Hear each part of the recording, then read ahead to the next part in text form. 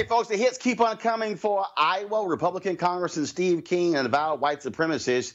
Of course, remember, he was yesterday condemned by the United States House, stripped of all of his committees the previous day. Now the White House finally is commenting. Here is Press Secretary Sarah Sanders.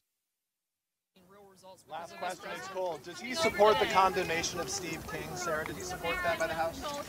Steve King's comments were abhorrent, and the Republican leadership, unlike Democrats, have actually taken action when their members have said outrageous and inappropriate things. I hope that Democrat leadership will follow the very strong and rightful leadership that the Republicans have done over them. Does the president still believe it? Of course, no comment from the tweeter-in-chief. And, of course, Sarah Huckabee Sanders could not help herself taking shots at Democrats, even though Republicans have for a long time allowed the racist comments of Steve King to continue. Also, two newspapers in Iowa are now calling for Steve King to resign his longtime position as a member of Congress. Also, of course, House Minority Leader Kevin McCarthy is patting himself on the back. This is what he said for punishing Steve King. Quote, "I knew that I watched past leaders did not act, and I just felt I don't care if it hurts me or not. I just got to do the right thing." Here's the problem with that. The Political Action Committee of Kevin McCarthy gave the re-election campaign of Steve King last year $10,000. Okay, so it's not like these comments from Steve King are new comments. And so that's what, of course, you got going in Capitol Hill. Let's go to, I want to bring in our panel right now. We're joined by Barbara Arnwine for the Transformative Justice Coalition. Also, Andre Perry. He is Metropolitan Policy Program with the Brookings Institution.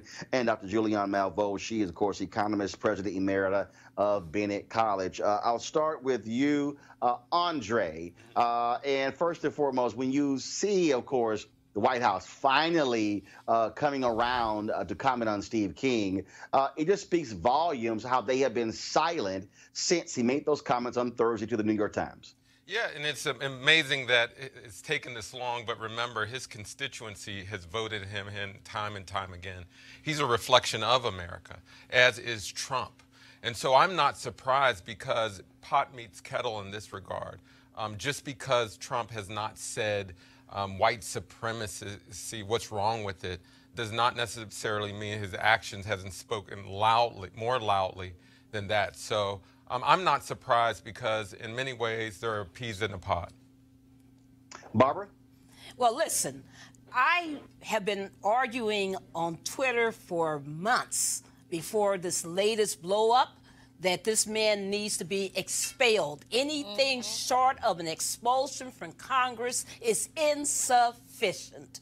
I don't care if he serves on any committees. I don't care if he's been even censored, which he hasn't, which would have been a better measure. Yes. But he needs to be expelled from Congress. There is no place in our government for this kind of outrageous hate. And let's be clear, not only has he been hateful about American policy, he's interfered internationally on behalf of ethno-nationalists, racists in other countries. Julianne?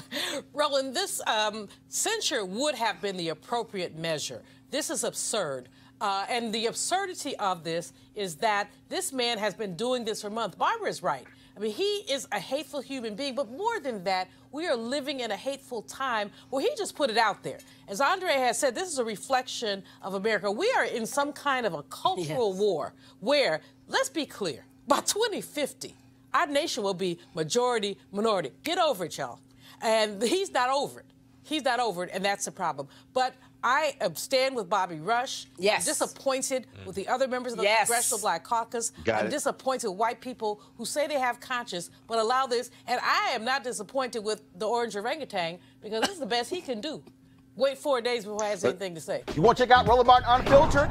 YouTube.com/Roland S. Martin. And subscribe to our YouTube channel. There's only one daily digital show out here that keeps it black and keep it real. It's Roland Martin Unfiltered. See that name right there?